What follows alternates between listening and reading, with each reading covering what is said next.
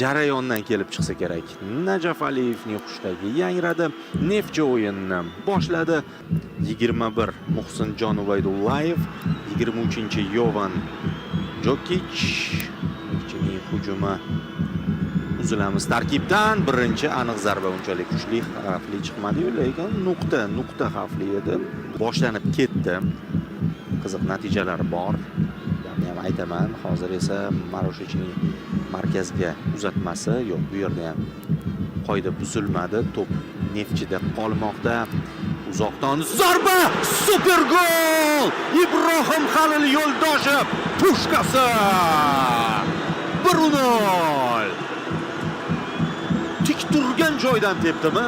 To'pga yaqinlashib o'tirmay tepdimi yoki bizga shunday tuyuldimi kadrda? Hozir hammasini aniqlab olamiz. Qanday tepgan bo'lsa ham zarbaning o'zi fantastik chiqdi. Darvozabonni hech ham ayblamay, bu ideal zarba edi. Oddiy qabul qildi bu golni. Har kuni urib yurgandek, lekin so'nggi paytlarda Ibrohim Halil zo'r formaga tushib olyapti. Tomosha qilamiz. Mana qarang. O'yin qanotdan boshlandi. Marushich markazga pas berdi. Bu yerda kurash. Lokomotiv to'pni qaytardi hamki, uzatmada xatoga yo'l qo'ydi. Va masofani qarang. Aytayapman, unaqa yugurib turib ham tepmadi-da, bunaqa masofada sal shu butun tana energiyasini to'pga bag'ishlash kerak-da, u bitta oyoq energiyasi bilan hal qilib qo'yapti mana. Op! Va yuqori burchak. Yana bitta ko'raylik, ha?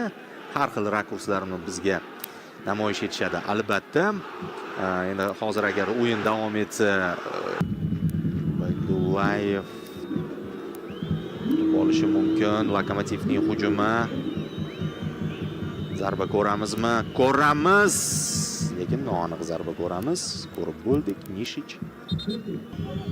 Juftlik himoyadagi endi hujumda. Nurulloyevning uzatmasi. Zo'r sakragan edi Yo'ldoshev. Kurashda yutib chiqqan edi Yo'ldoshev. Hammasini to'g'ri qildi Yo'ldoshev. Qayta Kucherenko ko'rsatilyapti, lekin to'p hech Kucherenkoga borib tushmayapti. Mana imkoniyat, mana rikoshet, mana seyv. Zarbani ko'rdingizmi? Tovoncha bilan amalga oshirilgan edi. Super seyv. Mana. Pas, uzatma, zarba, seyv. Bemalol bu vaziyatni ham highlightlar qatoriga qo'shsa bo'ladi. Qarang. Birinchidan zarbaga qoyil, ikkinchidan reaksiya, seyvga qoyil.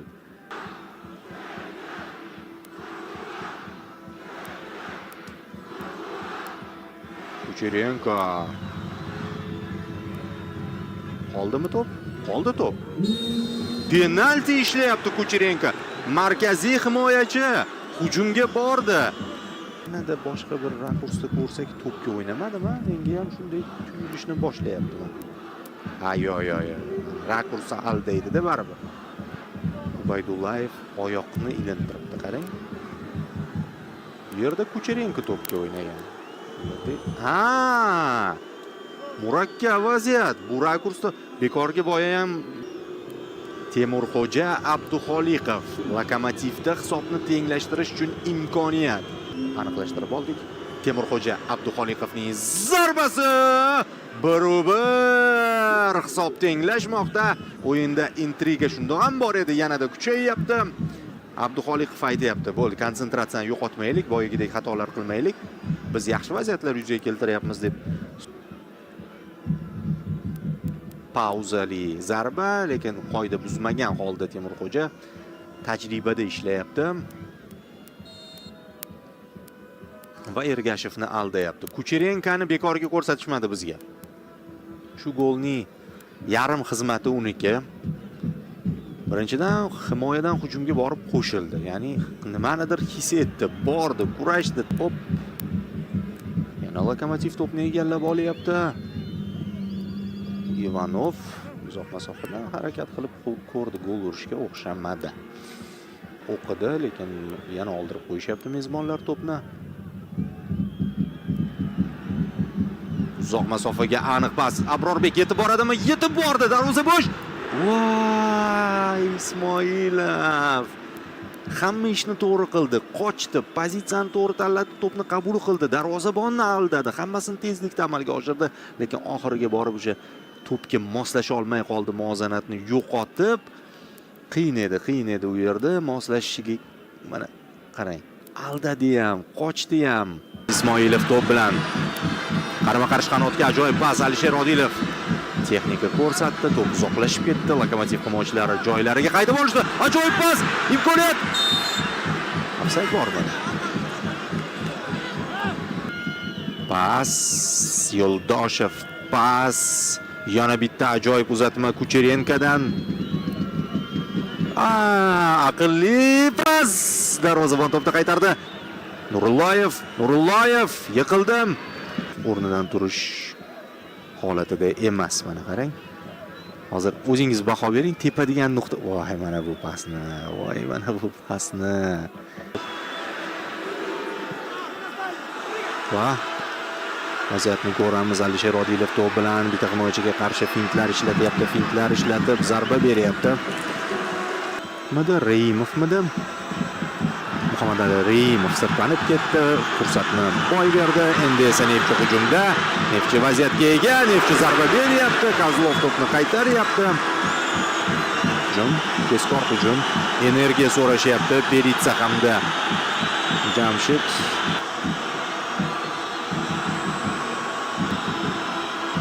Uzatma. Va gol!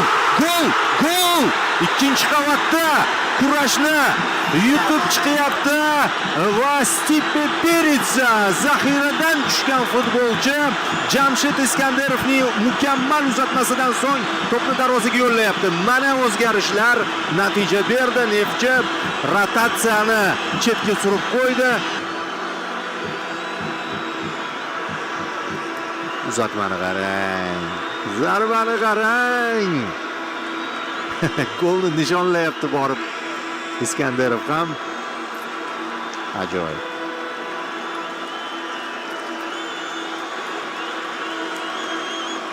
Peritsa ham albatta yutib chiqdi ichkaridagi kurashni. Yumshoq tashlab berdi to'pni. Va Islom Ismoilov o'z golini nishonlayapti deyishimiz ham mumkin. Ratinho amalga oshirdi va yana bitta imkoniyat. Urolmadi hozir. Qanday urolmadi? Faol kirishdi jarayonga Shuhrat Muhammadiyev. Ikkinchi qavat. Ubaydullayev to'pni qaytardi. Lokomotiv yana egallab oldi. Reimov zarba yo'llayapti. Aniq, anchagina. Lekin Abrayev ikkinchida bag'ishlashi mumkin. Mana bu yerda o'yinni davom ettirish imkoniyati bor. Birga bir himoyachiga qarshi Abror Ismoilov. Narigi tarafda sherigi ochilyapti. Alisher Odilov yuzma-yuz Kozlovga qarshi Alisher Odilov hal qilyapti. 3-1. Neftchi. Tezkor qarshi hujum. Risk qildi Yelichich. Bu uchun ayblab bo'lmaydi. Bor fokusini hujumga qaratdi va Neftchi mana shu bo'shliqdan foydalanib ketyapti. 3-1. Endi deyarli masala hal deyish ham mumkindir. Nima qilsa yarashaveradi bu yog'iga. Mana o'sha qarshi hujum, mana o'sha birinchi pas ko'p narsani hal qildi. Mana bu pas ham zo'r bo'ldi. Xullas bu kombinatsiyada hamma o'z vazifasini zo'r bajardi, lekin Abror emas assist menimcha. Ratinho assist yozib qo'yapti. Abror o'sha Ratinhoga foul, unga qarshi foul ishlatilayotgan joyida berib yubordi to'pni. Ana o'sha pas ham juda muhim edi-da. Menimcha sal avval yana ko'ramiz bu vaziyatni, chunki tezkor qarshi hujumni boshlanish fazasi muhimda. U yog'iga bo'shliq yuzaga keldi. Zichlik paytida. Hali ham xavotirda baribir Islom Ismoilov, chunki mana bu vaziyat gol bilan tugaganda 3 daqiqa bo'lardi Lokomotivda bitta gol urish.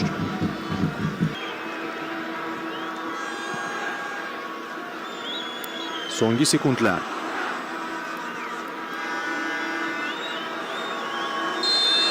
va bo'ldi. O'yin tugadi. Neftchi 3-1 hisobida 4-turda Lokomotiv ustidan g'alabaga erishmoqda va chempionatda yetakchilikni davom ettiryapti. 12 ochko bilan